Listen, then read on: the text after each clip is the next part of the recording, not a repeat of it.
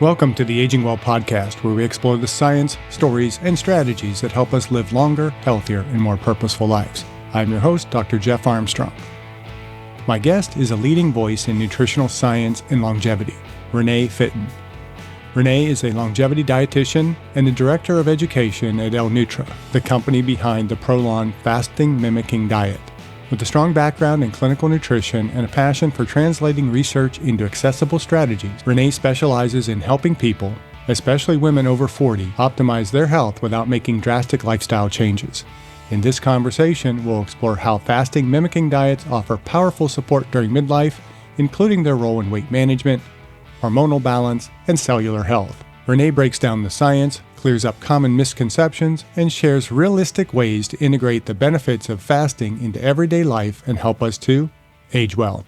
And so going kind of back to women's health again, what are some of the biggest myths or misunderstandings about fasting that, especially as they relate to women, but we can talk about men as well, because I think the hormonal balance in males is just as important. I think any woman that would be in the room right now would have slapped me for saying that, because I know there's a huge difference when we talk about the decline of testosterone in males as we age, rather than this roller coaster of hormonal changes that women go through during perimenopause and menopause. But what are some of the biggest myths that we should talk about today? I mean, we already touched on the stress impact and whether that's good or bad. I want to just double down on that and just remind people that when we do periodic prolonged fasting, while there is some moderate amount of stress, it is lower with fasting mimicking, less safety concerns with fasting mimicking. It's also done less frequently. That is really important. I think another kind of touch point on a myth there is that all fasting is made equal, which is not true. Every type of fast has its own benefits, its own, in some cases, downsides that you have to be mindful of. And so personalization in terms of fasting protocols are critical. And, I've really pushed a lot for fasting mimicking and these longer fasts, but there are cases where I would recommend a maybe 14-hour daily fast to an individual, specifically if there is significant weight loss needs that need to be met.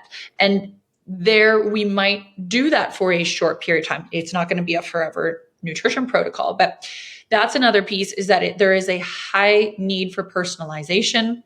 And then another thing that's just specific to women's health is that we know that it is either good or bad for women. Unfortunately, right now, we really are limited in the literature available. So we have to be very cautious about making a decision, honestly, in either direction. And I want to point to, for example, this is going to be in my reproductive years, but in my patients who are still in the reproductive years, where they ask, when is the right time to fast? Is it better for me to fast in the luteal phase or the follicular phase? And there's going to be arguments on both sides of that coin. And then there's going to be people who tell you not to do it at all. And every single one of those arguments is based off of physiological data. So data just based off of our physiology so we're making assumptions saying, well, because when we have a higher amount of estrogen to progesterone, our body lives better in a ketogenic state and prefers to be in a more ketogenic state. Whereas when progesterone is higher, it would be more comfortable to be in a higher carbohydrate state. Well, then we should fast in the follicular phase where the estrogen is higher relative to progesterone. So that is an assumption, but it has never actually been tested with fasting. And so this is probably, to me, the biggest myth is that anybody really knows when is the right time to fast or when is the wrong time to fast for women. So I always urge people to try it themselves. Use yourself as an N of one. The beauty of this is that doing a fasting mimicking diet is it's not like a make it or break it for anybody. This isn't life or death decision. This is what you will inevitably see is, I've seen it in, at this point, thousands of patients where they see incredible benefits from these longer fasts. And then for my women who are in their reproductive years, I actually tell them, try it in your follicular phase, try it in your luteal phase, and see where you are more comfortable, see how it impacts your cycle in the next 30 days afterwards. Use yourself as an N of one, as that trial, while we wait for legitimate research that is done, asking the right question and testing the full question that we want to know. And isn't that kind of the ultimate truth of nutritional science, that it's always an N of one? Personalization is so important. It's so important. And when we look at, so the research, we mentioned 40 clinical trials, right? The vast majority, I honestly can only think of 2 examples where there are not both men and women. There's the prostate cancer one, which was male only, and there's a muscle strength study that was only in male. But the rest of the trials have been with both genders. And so we can say that we've done this research in women. We still need to, and we do actually pull apart men and women, and we say, were the results relatively equivalent? Were there major differences between the gender? And what we see with fasting mimicking is that these results are applicable to both, but it is impossible right now, really. I mean, with AI, it will become more and more possible, but it's very difficult to peel apart all of the different variables that might cause some differences from person to person. So at the end of the day, you should always leverage the research and help guide you with the research. Use your experience as kind of that final litmus test. So we've talked a bit about reproductive years, perimenopausal, menopausal. What about, and I might be inventing a new word here, but what about like para-reproductive? Women who are kind of in that puberty stage. And I know there's always cautions about having anybody in their pubescent years fasting and dieting and doing all that kind of stuff. But is there any benefits or concerns that we should make young women aware of if they're looking at, okay, I want to do this and I'm, 14 years old? So we do have a recommendation that anybody under the age of 18 should not do fasting or fasting mimicking. Even though fasting mimicking is gentler, we still don't recommend it. It's considered an exclusion criteria. And there's a reason for this. Now, I'm going to get a little bit science nerdy right now, but love that. when we get in a fasted mimicking state, what we are doing is we are limiting the activation of our pro-growth pathway. So some of these pathways are things like mTOR, IGF-1, PKA, and these, shouldn't be not activated at all. They are important to be activated occasionally because they stimulate your body to grow, to build, right? And we do need that occasionally. But if we're constantly stimulating the body to grow and to build, then we're just accumulating, and it can accumulate to the point of excess or to just accumulate a bunch of waste. I like to think of it in terms of a home where you have your house and your set of walls, and there's only so much stuff you can fit in there. You could buy a lot of stuff, and then eventually you just have too much stuff. You need to go in and decide what is the best stuff that I want to keep and what is the stuff that's starting to get overworn and needs to be replaced. And so our body needs to be able to do this as well. We need to take a break from always growing and take a shift to clean up and repair, which is what we do when we fast. When we fast, we limit the activation of these pro-growth pathways. And the next beautiful part of this is when we don't activate those, the body will shift to signal repair, rejuvenation, cleanup, activate autophagy, activate pathways like AMPK. I could go into a bunch of cool stuff that gets activated in this world, but I'm going to stop myself there. So there's a lot of repair that gets activated. Okay. So now let's bring this back to why the heck I would even talk about any of this when we're talking about people who are under the age of 18. When we're under the age of 18, growth is very important. We still are in this building, growing phase. And so there is risk in pausing that even for 5 days, right? And so we have to be very cautious about if and when we would implement these strategies that pause the growth and shift to repair, because that repair really becomes especially important after about 18. So hope that. Yeah, no, that was a perfect answer. And I think about that as well for, some of the growing knowledge that we're getting in the area of epigenetics. And I think of, if we do a lot of this stuff during the period of time when a female is developing her eggs and preparing to be able to be reproductive, that we can actually do damage that not only might affect that individual, but generations down the road. And there's been, science showing that women who are, developing their eggs during the period of time when they're in a famine are more likely to have offspring that are going to be at an increased risk of diabetes and heart disease and so on. And thank you for bringing that up, because when I was giving my example of whether you would fast in the follicular phase, which is the first phase before you ovulate, or the luteal phase, which is afterwards, that the example that I gave was why people fight for fasting in that follicular phase. But it's important to listen to the other argument, which is why you would fast after you ovulate, which takes exactly what you said into consideration, which says if you fast before you ovulate, you are starving your body before the egg is produced,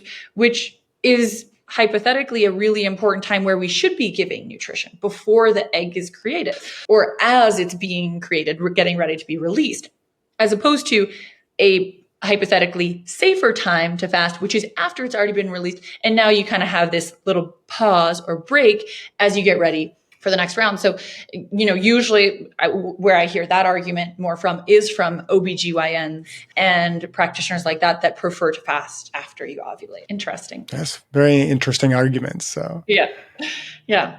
But at this point, arguments that are, yes, founded in science. So I do not want to say that they are not founded in science, but it's limited. Yeah. And I think that's an important thing for people to understand, that so much of science is limited. Mm-hmm. I have students that'll write in papers, this article is proving that. No, nothing proves anything. We just get closer to the truth. Yeah. And so it's important to balance all of that information as well as possible. And I appreciate that you're coming on here and saying, we don't have all the answers here and nothing is necessarily proven. No. I love that. It was one of the most important things that you learn when you get into kind of the later years of your academic career, right? Is there is no proving. And so that was maybe one of the first things, like day one of entering, was no one used this word. Yeah, and I think we might be a little off topic, but that's something I think we should be learning a lot earlier in our K through 12 education, that nothing is absolute and proven, especially if it's coming from the internet. Absolutely. And what I love the concept that nothing is proven, because it allows us to continue to search for answers. It leaves so many doors open. It removes kind of the box that we live in where we think that everything is true. Like imagine, and again, we are getting a little off topic, but imagine if people who, believed that the earth was flat were told that that's all it was. And then we never looked anywhere else. Like imagine where we would be. So, we always have to kind of be always willing to learn and grow. And on that same side of the coin, kind of coming back to women's health and fasting, I have changed my opinion on this. I was one of the proponents to do always follicular fasting. And now I have kind of stepped back and said, well, we really don't know. And we need a little bit more information here. And so being able to be flexible in this space is so. That's science. We should be flexible. Yeah, exactly. I will also note, I actually was just thinking, in women's health, and again, this again applies to everybody, but another area that we did some interesting research, this was one of the studies that we did with exclusively women, was on skin health with fasting mimicking, where we were able to show that not only were there incredible results on skin health, skin hydration, fine lines, skin texture, all improved in as little as the first cycle, so 5 days of fasting mimicking, but even more so after 3 cycles, which is kind of the general recommendation, is that you would do 1 a month for 3 months if you're just starting in the world of fasting mimicking, and then transition to once every quarter moving on. But beyond that, we also showed statistically significant improvements in confidence beyond even just the physical, which I love. I like kind of coming back to this because it is more than just the physiology or the biochemistry or the biomarkers that we look at. It's also how you feel and how motivated you are. There was a really cool study that just came out less than a year ago in patients with type 2 diabetes doing the fasting mimicking diet, where they were able to show that the group that did the fasting mimicking diet increased their physical activity by 4 hours a week, whereas the group that did healthy nutrition, so still like Mediterranean diet, health gold standard. By the way, I'm a believer in the Mediterranean diet. I sound like I'm knocking it, but I'm not. But the Mediterranean diet was done for every day for that 6-month period of time. And they showed a decrease in physical activity by 6 hours a week, which is really interesting. And people are always like, well, why would that happen? And we can only kind of assume here, but there's a lot of things that are happening when we do a fasting mimicking diet that, again, go beyond the biochemistry or the biomarkers, is that one, the patients were lighter, right? They were losing weight, but they were protecting their muscle. So they feel lighter and stronger. On top of that, they've completed this 5-day protocol, which I'm never going to promise somebody it is a complete breeze. It is still a challenge. It's still something where you are sticking to this 5-day kit. So you're not, getting to grab whatever the heck you want out of the fridge. So it is still a challenge. And so once you complete it, the strength that you feel and the motivation that you feel once you complete it is really empowering and makes you start thinking, what else can I do? And then the last piece of this is you're only committing 5 days. And so what do you do for the other 25 days? You're left kind of thinking, maybe I can do something else. Maybe I should look into exercise. Maybe I should think about my sleep habits. Maybe I should, think about all these other things that I can do. And that's something that I think is often overlooked when we think about fasting mimicking, is not just those 5 days, but what about all the 25 others? What else can you, and what other benefits can you do when you're not constantly thinking, man, oh gosh, I'm going to have this salad again today. And that's more than enough. I'm not going to do anything else, Yeah, that's a very good point. And I've started to stress a lot with my students. In fact, all my lecture, and I don't use lecture slides a lot, but when I use slides, every slide says biomechanical, psychosocial across the bottom, because I want them to understand that everything that we're doing has, it's not a biological fix per se. And I had a biomechanist friend who pointed out that it's also biomechanical, but also that psychosocial piece is very important in there. And it makes sense that, doing something for just 5 days, it's very regimented and controlled, and you have to kind of, time your meals. You have to, be disciplined with it, that discipline can carry over and also give you that motivation to want to do something that requires a little bit more discipline. So. Absolutely. Absolutely. And now clinically shown too. So I think I get so excited. I see this. So I've walked thousands of people through fasting mimicking diets across the board, healthy individuals who are leveraging it to improve their metabolic health, individuals with pre-diabetes. Now there are patients with diabetes that are actually reversing their disease, going into remission through fasting mimicking with as little as even 3 to 6 cycles, which is incredible. I mean, this is by the way, something that the ADA and some of the medical boards were saying wasn't even possible. Thankfully, they've started to change their tune with the advancements that we've seen in lifestyle and behavior change that can, in fact, put people into remission. But this is really been pushed a lot forward through, and you'll see it in the papers. They literally call out fasting mimicking diets as one of the reasons why this has now become possible. So it's really exciting to see that people are being motivated, are seeing significant changes, both through their biomarkers. And there are many of them, by the way. I mean, we've barely touched or scratched the surface on the research on all of the biomarkers that are improved through fasting mimicking, but also through behavior.